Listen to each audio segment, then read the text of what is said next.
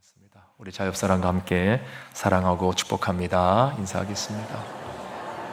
예, 사랑하고 축복합니다. 예, 반갑습니다. 우린 지난 시간에 사울과 다윗의 대화를 통해서 다윗의 일상이 우리에게 주는 교훈이 무엇인지를 살펴보았습니다. 오늘 이제 드디어 다윗과 골리앗이 실제로 싸우게 되는 장면인데요. 참 오래 기다리셨습니다. 다윗과 골리앗 이야기가 들어온 지가 벌써 3주가 지났는데 이제 오늘 드디어 이제 결론을 보게 됩니다. 사실 이 이야기는 너무나 유명해서 교회에 다니지 않는 분들도 웬만하면 다 알고 있는 이야기입니다.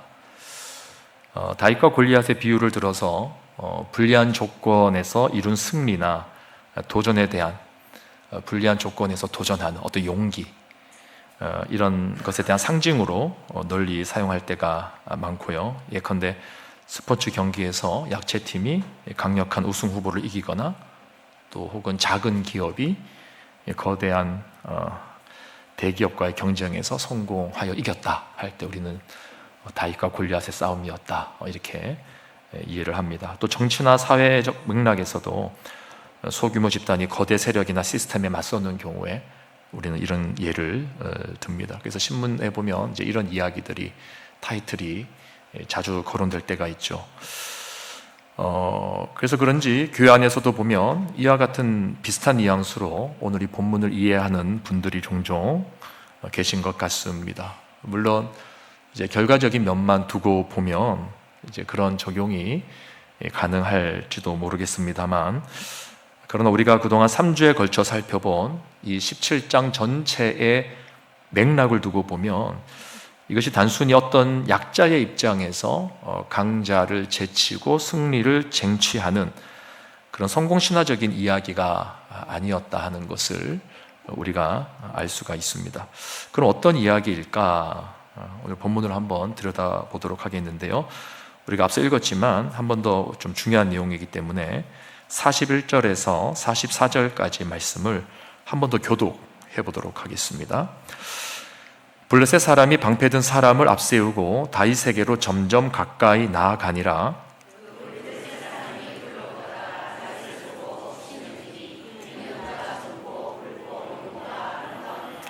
블레셋 사람이 다윗에게 이르되 네가 나를 개로 여기고 막대기를 가지고 내게 나왔느냐 하고 그의 신들의 이름으로 다윗을 저주하고 내게로 오라. 내가 내 살을 공중의 새들과 들짐승들에게 주리라 하는지라. 아멘. 자, 여기서 우리가 두 가지를 한번 주목해 보고자 합니다.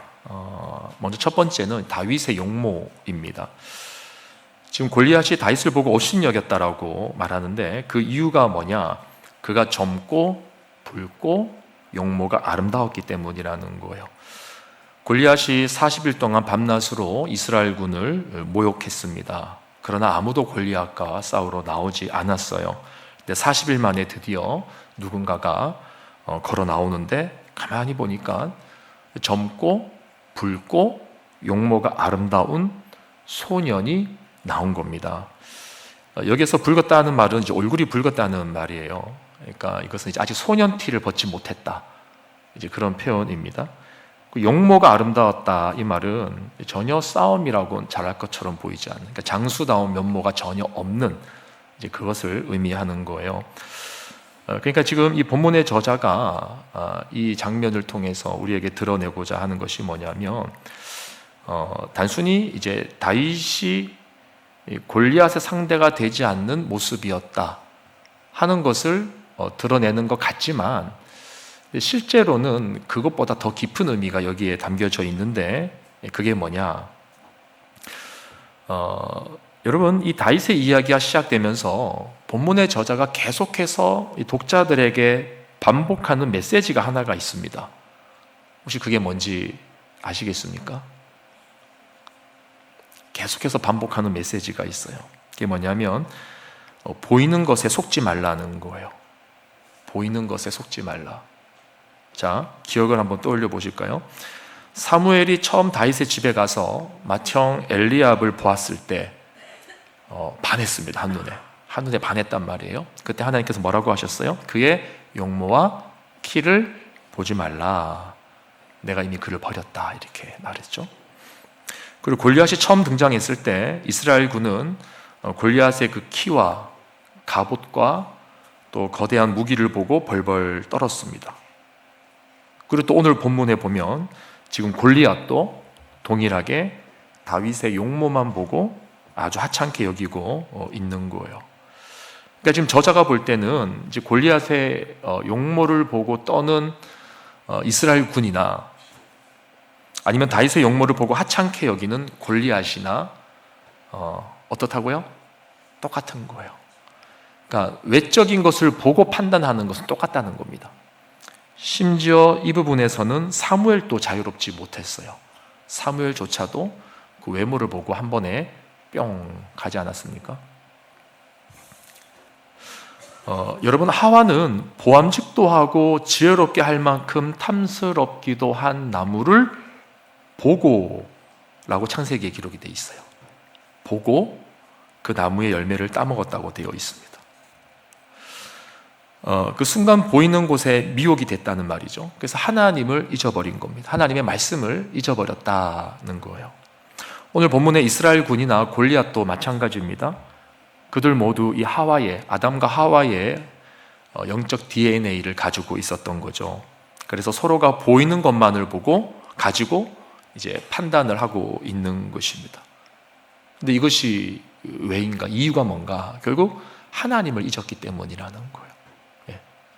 이스라엘 백성들은 하나님을 잊었고 골리앗은 하나님을 아예 모르고, 그러니까 그 삶 속에 하나님이란 존재가 작아지거나 사라졌을 때, 없을 때 우리는 이렇게 외적인 것을 보고 판단하는 실수를 자주 범한다는 거죠. 다윗의 형들도 마찬가지였죠. 다윗이 형들의 안부를 묻기 위해서 아버지의 심부름으로 전쟁터에 나왔을 때 그 다윗을 보고 형들이 막 크게 혼내지 않았습니까? 다윗을 향해서 뭐라고 했습니까? 네가 교만하다, 네 마음이 완악하다, 야 너 전쟁 구경하러 왔지, 이런 식으로 쉽게 판단하고 막 혼을 냈던 거죠. 마찬가지로 지금 골리앗도 이 다윗을 아주 우습게 보고 있는 겁니다. 자, 그런데 여기에 대해서 지금 다윗이 뭐라고 반응하고 있습니까? 45절 다 함께 읽어봅니다. 시작. 다윗이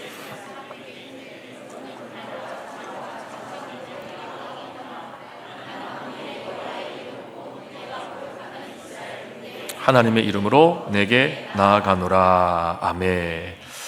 자, 이 말씀들 아주 좋아하시죠? 굉장히 좋아하시죠? 저도 어렸을 때 어머니께서 이 말씀을 상당히 많이 인용하셨습니다.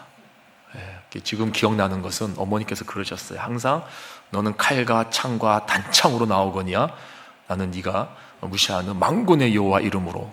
근데 그 말이 기억이 나는 게 아니라 어머니의 표정만 기억이 나요. 어찌나 강조를 하셨던지. 그렇게 우리 한국 사람들이 많이 사랑하는 말씀이 바로 이 말씀이죠. 자, 근데 여러분, 여기에서 이제 우리가 주목해야 될 두 번째 내용이 있는데, 자, 첫 번째는 뭐라 그랬냐면 용모를 보고 판단하는 모습, 이제 그런 것도 우리가 주의해야 된다, 그 말씀드린 거고요. 두 번째가 이제 중요합니다. 우리가 두 번째로 주목해야 될 내용은 뭐냐면 지금 이 전쟁의 성격이 무엇인가 하는 거예요.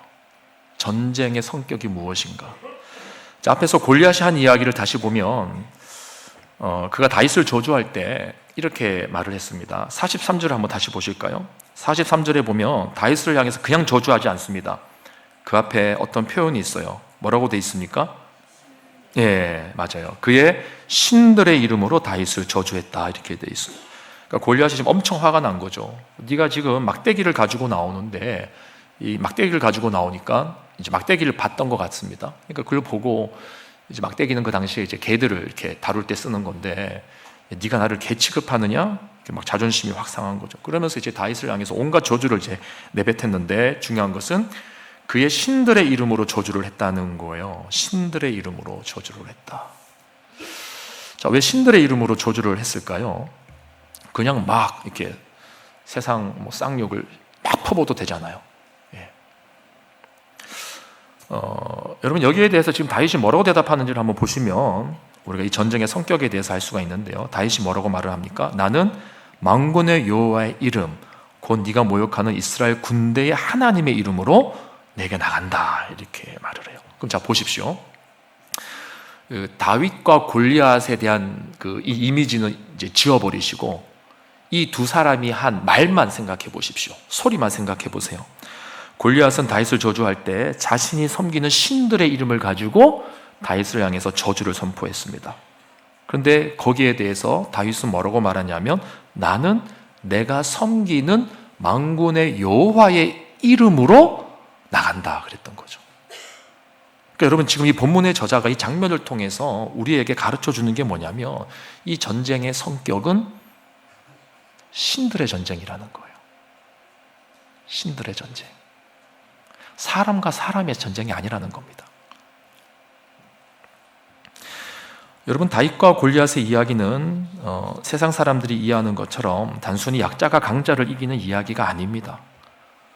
불가능한 도전을 가능케 하는 성공 신화적인 이야기는 더더욱 아닙니다. 지금 저자가 우리에게 들려주는 이야기는 보이는 것으로 모든 것을 판단하는 이 세상에서, 우리가 앞에서 살펴봤죠? 보이는 것으로 다 판단하는 이 세상인 거예요. 근데 이 세상에 보이지 않는 하나님이 있다는 것을 말하고자 하는 것입니다. 아직 성경에 익숙하지 않은 분들을 위해서 참고로 말씀드리면 여기 하나님을 묘사할 때 만군이라는 표현을 씁니다. 만군의 하나님. 이거는 이제 큰 무리의 군대를 말하는 거예요. 즉 하나님의 군대를 말하는 건데요. 이 수많은 군대는 우주에 존재하는 모든 피조물들을 다 포함하는 말입니다. 그래서 다른 성경의 번역을 보면 이제 피조물, 만상, 만물, 천군 이렇게 번역이 되어 있어요. 그러니까 이 똑같은 본문이 그렇게 번역됐다는 게 아니라 성경에 이 히브리어를 쓰고 있는 다른 본문에서 그렇게 번역이 되고 있다는 거예요. 다시 말해서 이 말은 하나님의 온 우주적 주권과 통치를 표현하는 말입니다. 만군의 여호와 하나님, 하나님이 온 우주 만물을 다스리시는 하나님이라는 거예요. 그러니까 지금 다윗의 인식 속에는 신들 중에 참신이 누구밖에 없다는 거예요? 하나님밖에 없다는 거죠. 하나님밖에. 골리앗이 신들의 이름을 가지고 다윗을 향해서 막 퍼붓고 저주하고 있는데 다윗은 아니다. 하나님밖에 없다는 거예요. 여러분, 세상에 참 많은 신들이 있어요. 여러분들이 신으로 모시는 것들이 있다는 말입니다. 진짜 신들이 있어서 신들이 있는 게 아니라 여러분들이 인생에 신으로 모시고 있는 것들이 있어요. 사람이 대표적이겠죠. 여러분들이 사랑하는 사람, 여러분들이 사랑하는 돈, 여러분들이 사랑하는 어떤 명예, 그런 것들로 세상은 우리를 향해서 저주를 내뱉습니다. 너 이만큼 명예를 얻지 못했지, 너 이만큼 돈을 갖지 못했지, 너 이만큼 사람들 사이에서 사랑받지 못했지, 너는 별 볼 일 없어. 이게 지금 골리앗이 다윗을 향해서 내뱉는 저주 아닙니까?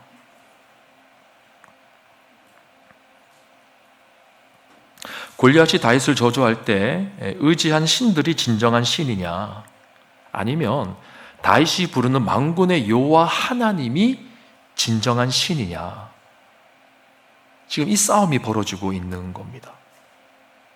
이 세상의 수많은 이 신들을 가리켜서 성경은 다 우상이라고 말을 합니다. 헛된 우상이라고 하죠. 자, 우리 시편 135편 15절에서 18절 말씀을 한번 보도록 하겠습니다. 제가 읽겠습니다. 열국의 우상은 은금이요 사람의 손으로 만든 것이라. 입이 있어도 말하지 못하며 눈이 있어도 보지 못하며 귀가 있어도 듣지 못하며 그들의 입에는 아무 호흡도 없나니 그것을 만든 자와 그것을 의지하는 자가 다 그것과 같으리로다. 그러니까 하나님이 보실 때 성경에서 말하는 우상의 특징은 뭐냐면 일단은 손으로 만든 거예요. 사람이 손으로 만든 거예요. 그게 말하지 못해요. 보지도 못해요. 듣지도 못해요. 호흡도 없어요. 그러니까 우상에는 눈, 코, 입이 다 있지 않습니까? 근데 그 의미가 없다는 거죠. 근데 하나님은 어때요? 하나님이 형상이 없어요. 눈, 코, 입이 없어요. 그런데 하나님은 다 보신다라고 말합니다. 그런데 하나님은 다 들으신다라고 말해요. 그래서 우리가 기도하는 것 아닙니까? 또 하나님은 다 우리의 속생각을 아신다라고 하시죠. 보고 듣고 아시는 분이 하나님이신 거죠. 여러분, 지금 골리앗은 그의 신들의 이름으로 다윗을 저주하고 있습니다. 복수예요, 복수. 단수가 아닙니다. 그러니까 당시에 많은 사람들이 이 신을 섬기고 있었다는 것을 보여주는 거예요. 여러 신들을 섬기고 있었던 겁니다. 당시 이방인들은 어떻게 해서든지 우상의 형태로 그들의 신을 제작하려고 했습니다. 근데 하나님께서 이런 것들이 다 가짜라고 말씀하시고 절대로 하나님 자신에 대해서도 어떠한 형상을 만들지 말라고 합니다. 그러니까 하나님을 섬긴다는 미명 아래에 하나님을 잘 섬기겠다라고 하는 좋은 의도를 가지고서라도 하나님을 절대로 형상화하지 말라는 거예요. 왜입니까? 여러분, 하나님은 본래 형체를 초월한 존재이시고 영으로 존재하는 분 아니십니까? 그러니까 사람의 손으로 형상화할 수 있는 분이 아닌 거예요. 그러니까 하나님을 어떤 우상의 형태로 만드는 순간 그 하나님은 내가 만들어낸 생각과 이미지가 투영된 하나님이 될 가능성이 큰 거죠. 제가 이제 결혼하고 이제 초기에 이제 아내와 이제 그런 이제 부부싸움을 할 때가 있었어요. 근데 아내가 속상했던 그 내용 중에 하나가 뭐였냐면, 부부간에 대화를 하다 보면 내가 당신을 아는데 이런 표현 쓰지 않습니까? 당신 항상 그렇잖아, 뭐 이런 좀 책임 전가식, 뭐 다 아는 것처럼 표현할 때가 있잖아요. 제가 이제 그런 표현을 썼단 말이에요. 그러니까 아내가 원래 우리가 다투고자 했던 그 내용하고는 별개로 그 말에 굉장한 상처를 받았었어요. 제가 나중에 엄청 무릎 꿇고 사과하고 근데 여러분, 우리가 일반적인 관계도 그렇잖아요. 내가 너를 아는데 라고 딱 단정지어서 말을 해버리면, 그게 좋은 의미면 상관없는데, 좋은 의미로 내가 당신을 아는데 이렇게 하면 좋은데, 우리가 부정적인 의미로 저 사람은 저럴 거야 라고 딱 단정지어서 말을 내뱉어버리면은 굉장히 그 마음이 아픈 거 아닙니까? 그렇죠? 나에 대해서 뭘 안다고 저렇게 말하지? 이렇게 우리가 반응하게 되잖아요. 이게 적절한 비유가 될지는 모르겠지만 하나님이 사실은 그런 마음을 갖고 계신 것 같아요. 우리가 하나님을 어떠한 형상으로 만드는 순간, 그러니까 형상으로 만들 때 여러분 그냥 형상을 만들겠습니까? 뭔가 내가 생각하고 느끼는 하나님에 대한 인식을 그 형상 속에 투영하고 싶은 게 있는 거겠죠. 그러니까 어떤 사람은 하나님은 내 기도를 들으시는 분이다. 그러면 하나님의 귀를 막 크게 만들 수도 있습니다. 하나님은 우리의 모든 것을 다 보시는 분이야. 그럼 하나님의 눈을 막 이만큼 크게 만들 수도 있어요. 세상에 여러 가지 우상의 형태들이 각각 종교에 많은데 그 종교의 우상들마다 그 종교에 계신 분들의 얘기를 들어보면 의미가 다 있습니다. 그 우상들의 의미가 다 있단 말이에요. 그들의 눈빛, 손짓, 앉아있는 자세, 서 있는 자세, 그 하나하나에 의미가 다 부여되어져 있습니다. 하나님이 그거 하지 말라는 거예요. 무슨 말이냐면 나에 대해서 함부로 속단하지 말고, 나에 대해서 함부로 편견을 가지지 말고, 나에 대해서 함부로 다 안다라고 말하지 말라는 거예요. 그래서 여러분, 사실 우리가 하나님에 대해서 가지고 있는 생각은 좀 과하게 말하면 편협할 때가 많은 겁니다. 우리는 내가 경험한 일부만을 강조하고 살아갈 때가 많죠. 하나님에 대해서. 하나님에 대해서는 다 알지 못합니다. 그런데 그것을 가지고 내가 경험한 하나님을 잊지 않기 위해서 기념화한다? 형상화한다? 그것은 하나님을 제한하고 가두는 행위란 말이에요. 그래서 하나님은 그거 절대로 하지 말라고 하시는 겁니다. 우리는 그저 성경에 기록된 계시된 말씀을 통해서만 하나님에 대해서 고백하고 믿고 신뢰하고 그렇구나 찬양하고, 그게 다인 거죠. 그래서 여러분들이 하나님을 정말 잘 아시려면 여러분 개인의 특별한 체험에만 의존해서는 안 됩니다. 반드시 성경을 창세기에서부터 요한계시록까지 두루두루 균형 있게 잘 살펴보셔야 됩니다. 그래서 하나님이 어떻게 드러나시는가, 하나님이 하신 일이 뭔가 그 살펴봐야 되는 거죠. 여러분, 하나님은 책 속의 한 문장으로 다 설명될 수 있는 분이 아니기 때문에 이스라엘의 역사를 사용하신 겁니다. 이스라엘의 역사라고 하는 그 장구한 긴 역사, 그 세월 속에서 하나님이 하신 일들을 드러내신 거예요. 목사님, 성경에는 하나님을 한 문장으로 표현한 구절들이 많지 않습니까? 하나님은 사랑이시다. 그건 뭡니까? 여러분, 여러분이 생각하시는 그 사랑의 의미와 이스라엘의 역사, 창세기에서 요한계시록까지 쭉 이어지는 그 교회의 역사, 거기에서 등장하신 하나님의 일, 하나님의 말씀, 하나님의 행위, 하나님의 선언, 그 모든 것들을 통틀어서 보고 깨닫는 하나님이 사랑이다 라고 하는 것은 다른 거예요. 여러분이 생각하는 그 사랑이라는 단어를 갖고 와서 하나님을 사랑이라고 말하게 되면 그 우상이 된다는 겁니다. 성경에서 하나님이 하시는 그 놀라운 역사들을 균형 있게 다 보시고 나서 하나님은 이런 면에서 사랑이시구나, 이거를 알아야 된다는 거죠. 그러니까 우리가 하나님에 대해서 함부로 이렇다 저렇다 말하면서 제한할 수 없다는 것, 우상하지 말라는 것입니다.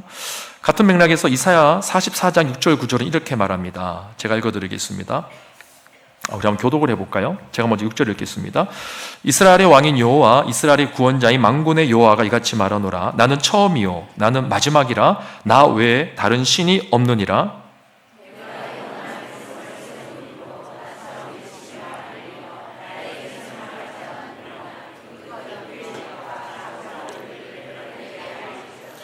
너희는 두려워하지 말며 겁내지 말라. 내가 예로부터 너희에게 듣게 하지 아니하였느냐, 알리지 아니하였느냐. 너희는 나의 증인이라. 나 외에 신이 있겠느냐. 과연 반석은 없나니 다른 신이 있음을 내가 알지 못하노라. 그들이 원하는 것들은 무익한 것이거늘 그것들의 증인들은 보지도 못하며 알지도 못하니 그러므로 수치를 당하리라. 아멘. 그러니까 없다는 거예요. 다 무익한 것들이고 거짓이고 없다는 거예요. 혹시 지난주에 점집에 다녀오신 분 계십니까? 손 한번 들어보시죠. 자연스럽게 들 줄 알았는데 안 드시네요. 여러분, 세상에 많은 신들이, 사람들이 있다고 말을 하지만 다 가짜입니다. 귀신의 장난질에 불과한 것이죠. 겉으로 볼 때는 골리앗처럼 너무 커 보이고 위대해 보일 수 있지만 결국 그것은 만군의 여호와이신 하나님 앞에서 아무것도 아닌 것입니다. 지금 다윗이 우리에게 보여주는 믿음이 바로 이런 거죠. 하나님 말고 다른 것을 두려워하지 말라는 거예요. 왜요? 다른 것은 신이 아니니까.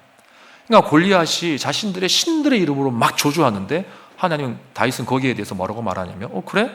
나는 진짜 참신의 이름을 갖고 나가겠다. 만군의 여호와 하나님의 이름으로 내게 나간다. 이렇게 말을 하는 겁니다. 여러분, 하나님이 외에 다른 것이 내 인생을 좌우할 수 있다는 그 세상의 속임수에 미혹되지 말라는 뜻입니다. 거인 골리앗의 큰 키와 그의 갑옷과 배틀채 같은 창을 두려워하지 말라는 거예요. 여러분, 지금 골리앗이 다윗을 향해 저주할 때 43절에 이제 저주라는 단어가 나오거든요. 본래 이 단어가 가지고 있는 의미는 이제 경멸한다라는 뜻입니다. 멸시한다. 그리고 또 가볍게 여긴다는 거예요. 그러니까 가볍게 여기니까 함부로 대하고, 함부로 대하니까 멸시하고 경멸이 나오는 거죠. 이것을 이제 저주라고 이제 풀었었는데, 지금 골리앗이 그렇게 하나님을 대하고 있다는 것입니다. 다윗에게 한 말이지만은 하나님을 향해서 그렇게 말하고 있는 거죠. 자신들의 신들의 이름을 가지고 다윗의 신에 대해서, 이스라엘의 신에 대해서, 만군의 여호와 하나님에 대해서 그렇게 평가하고 있는 것이죠.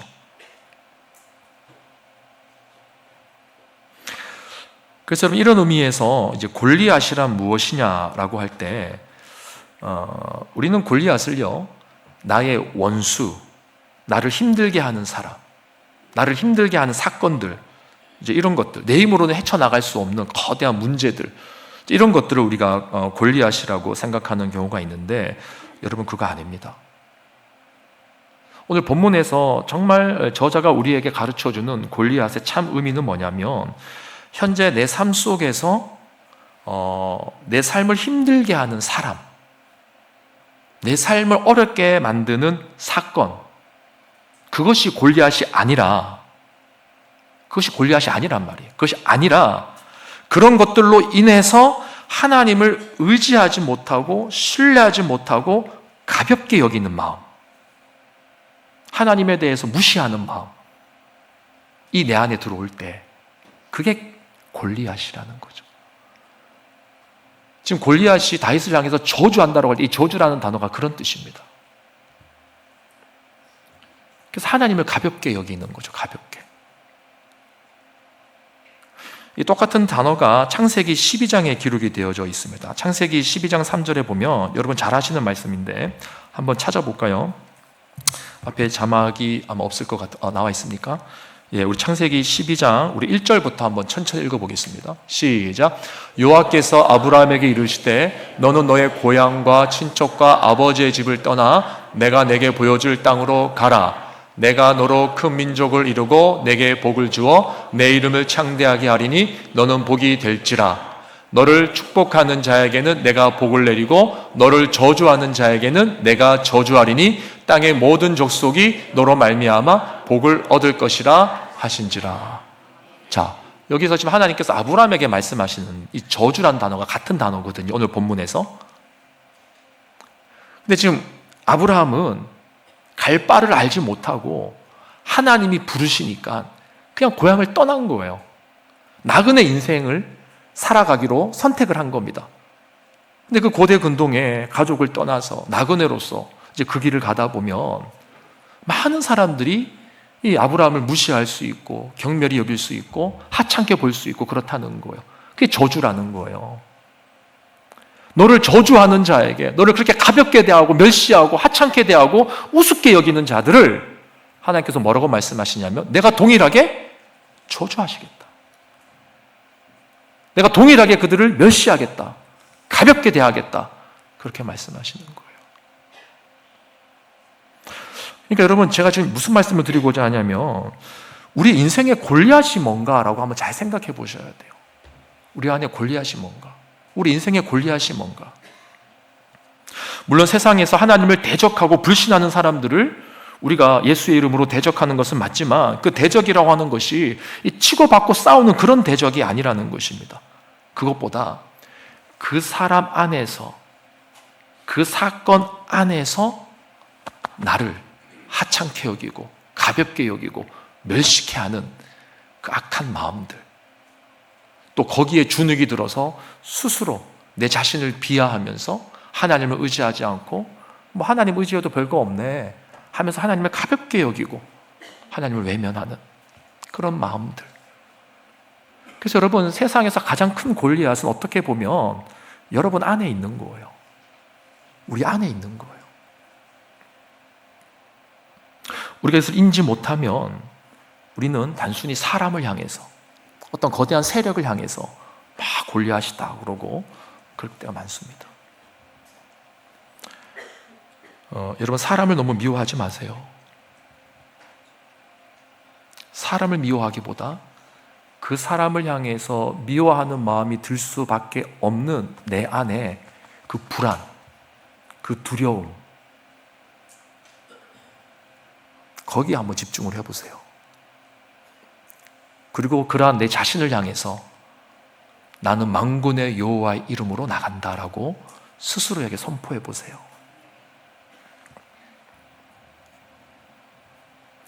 그래서 에베소서 6장 11절 18절 말씀을 보면 우리가 잘 알고 있는 도대체 영적 전쟁이라는 게 뭔가, 어떻게 싸워야 될 것인가 하는 이야기가 나오는데 우리 11절부터 한번 교독해 보도록 하겠습니다. 마귀의 관계를 능히 대적하기 위하여 하나님의 전신갑주를 입으라.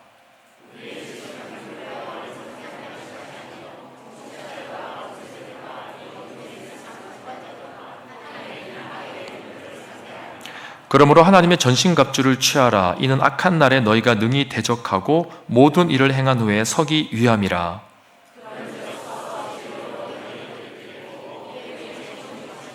평안의 복음이 준비한 것으로 신을 신고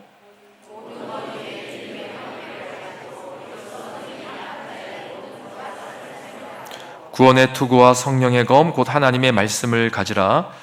모든 기도와 간구를 하되 항상 성령 안에서 기도하고 이를 위하여 깨어 구하기를 항상 힘쓰며 여러 성도를 위하여 구하라. 아멘. 자, 여러분, 주님께서 우리에게 가르쳐 주신 싸움의 비결은 골리앗과 같은 어떤 강력한 무기, 또 외형적으로 보이는 큰 틀, 이런 것들이 아니죠. 주님께서는 우리에게 전신갑주를 취하라고 하셨습니다. 우리가 골리앗을 상대할 수 있는 방법은 이것밖에 없다는 거예요. 우리는 자꾸 이 다윗이 던진 물맷돌에 조금 집중하는 경향이 있는데, 물론 그 굉장히 또 중요한 내용이죠. 근데 여러분, 제가 이 물맷돌을 한참을 묵상을 하다가 한 가지 그 성경의 내용이 떠올랐어요. 어떤 내용이 떠올랐냐면, 이런 성경에서 이 물맷돌을 굉장히 잘 사용한 족속이 나옵니다. 어떤 족속인지 아십니까? 이스라엘의 12지파 중에 하나예요. 네? 어느 지파일까요? 베냐민입니다. 베냐민.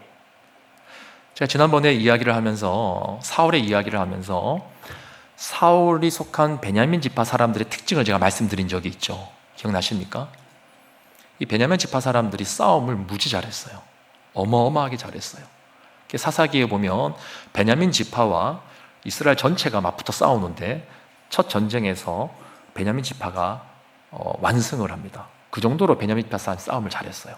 근데 사사기 20장 16절에 보면 어떤 구절이 있냐면, 그곳에 있는 사람들 중에 이 물매질을 하는 사람, 물맷돌질을 하는 사람 700명이 있다고 되어 있습니다. 근데 그 700명이 던지면 절대로 빗나가지 않았다, 이렇게 되어 있어요. 던지는 거는 다 맞추는 거예요. 어느 지파라고요? 베냐민 지파. 제가 오늘 본문을 쭉 묵상하는데, 지금 골리앗이 딱 나타나가지고 모든 이스라엘 백성들이 지금 벌벌벌 떨고 있거든요. 원래는 누가 앞장서서 나가야 되는 겁니까? 사울 왕이죠. 사울이 어느 지파라고요? 베냐민 지파라고요. 베냐민 지파 사람들이 뭘 잘 사용했다고요? 물맷돌. 오늘 이 물맷돌을 누가 사용하고 있습니까? 그러니까 제가 혼자서 상상을 해보는 거예요. 야, 원래는 이거 사울이 나가서 사용했어야 되는 거 아닌가? 이 작가가 의도적으로, 이 저자가 의도적으로 이 물맷돌을 통해서 다윗과 사울을 비교하고 있는 거 아닐까? 혼자 제가 상상을 해보는 겁니다. 그러니까 물맷돌 자체가 중요한 게 아니라 어떤 사람이 물맷돌을 사용하느냐가 중요한 거겠죠. 이미 우리가 앞에서 살펴본 것처럼 사울은 이미 불순종의 대명사가 되었습니다. 불순종의 대명사. 그렇죠. 다윗은 어떻습니까? 이 순간 하나님의 이름만을 의지하는, 하나님을 가볍게 여기지 않고 하나님을 온전히 의지하는 그런 사람으로 나오는 거죠. 그럼 결론이 뭐냐? 누가 이 위험에 빠진 이스라엘을 구할 수 있는가? 바로 하나님을 온전히 의지하는 자가 이스라엘 백성들을 구원할 수 있다. 왕이 이 땅을 구원하는 것이 아니다. 그걸 말하는 겁니다. 다시 말해서 오늘 이 장면을 기점으로 해서 이제 다윗의 왕권, 이 이스라엘의 왕권이 이제 교체가 된다고 하는 것을 우리가 그 시작점으로 보게 되는 것입니다. 과거에는 이 물맷돌을 해석할 때 좀 재밌게 해석을 하기도 했습니다. 이제 과거에 우리 부흥사 분들을 보면 이제 다윗이 가지고 나온 물맷돌의 개수를 말하면서 첫 번째 돌은 믿음의 돌이었고, 두 번째 돌은 무슨 돌일까요? 맞습니다. 두 번째는 소망의 돌이고, 세 번째는 사랑의 돌이다. 그래서 우리가 골리앗을 향해서 믿음의 돌을 던져야 되고, 소망의 돌을 던져야 되고, 사랑의 돌을 던져서 이겨내야 된다.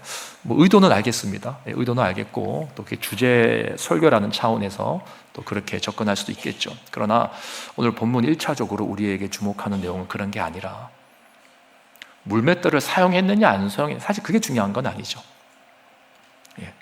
물론 우리가 이제 이렇게 적용은 또 할 수 있어요. 다윗이 이 물맷돌 기술을 어디서 배웠겠는가? 많은 이제 학자들이 공통적으로 말하는 것은 우리가 지난 시간에 다윗의 일상의 영성에 대해서 들었지 않습니까?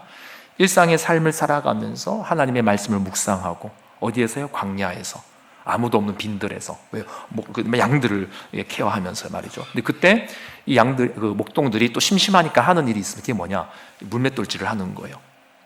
이 물맷돌질을 통해서 맹수들을 공격하기도 하는 겁니다. 그러니까 일상에서 아마 다윗이 또 이러한 연습을 많이 했을 것 같아요. 잘했겠죠.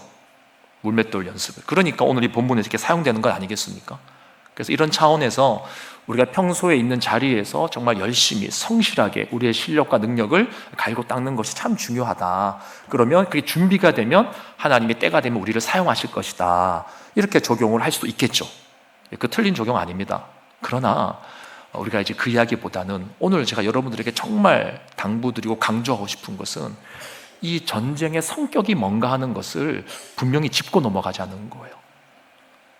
이 성격을 짚고 넘어가지 않고 다른 적용을 해버리면 그때부터는요, 나를 힘들게 하는 사람들은 그냥 다 골리앗이 되는 겁니다. 나를 어렵게 하는 환경들은 그냥 다 골리앗인 거예요. 근데 결국 그렇게 되면 세상에 골리앗 아닌 사람이 없죠. 나 빼고 다 골리앗이 돼버리는 거죠. 그럼 입장 바꿔서 내가 골리앗으로 여기는 그 사람은 나를 보고 뭐라 그러겠습니까? 골리앗이라 그러는 거죠. 여러분, 이 전쟁에서 이 골리앗이 우리에게 주는 상징적인 신학적인 메시지는 뭐냐면요, 하나님을 가볍게 여기고 하나님을 멸시하고 하나님을 대적하는 그런 마음과 시도, 그런 것들이 골리앗인 거예요. 우리는 그것을 대적해야 되는 것이죠. 그런 면에서 보면 세상의 가장 큰 골리앗은 내 안에 있는 것입니다. 내 안에서 하나님을 가볍게 여기고 멸시하고 하나님께 불순종하는 그런 모습들. 말씀을 정리하겠습니다. 여러분, 하나님을 전적으로 의지한다는 것은 뭘까요? 제가 여러분들에게 자주 표현했었는데, 하나님을 섬기는 것이 아니라 하나님만 섬기는 것이 하나님을 전적으로 의지하는 것입니다. 이 교회 안에도, 이 본당 안에도 신앙생활 하는 분들이 많죠. 조교회 사람들을 다 모으면 500명이 넘습니다. 근데 그 중에 정말 하나님만 섬기는 사람은 과연 몇이나 될까요? 우리가 어떠한 위치에, 어떤 자리에 있느냐 하는 것은 중요한 게 아니죠. 어느 위치에서, 어느 자리에서든지 간에 정말 하나님만을 섬기는가. 다윗의 장점이 그거였어요. 다윗은 기승전 하나님이었어요. 어떠한 죄를 지어도 마지막에는 하나님이었어요. 회개하고 돌아오고. 이 하나님을 우리가 붙잡지 않으면 우리는 날마다 골리앗 앞에서 넘어지게 되어져 있습니다. 아무쪼록 이번 한 주간 동안 이 말씀을 꼭 기억하시면서 내 안에 있는 골리앗이 무엇인가 하는 것을 돌아보시고 하나님 앞에서 영적인 믿음의 싸움을 능히 승리로 이끌 수 있는 우리 모두가 되기를 주님의 이름으로 축원합니다. 우리 시간 찬양할 때 세상의 유혹 시험이 함께 찬양하면서 기도하겠습니다.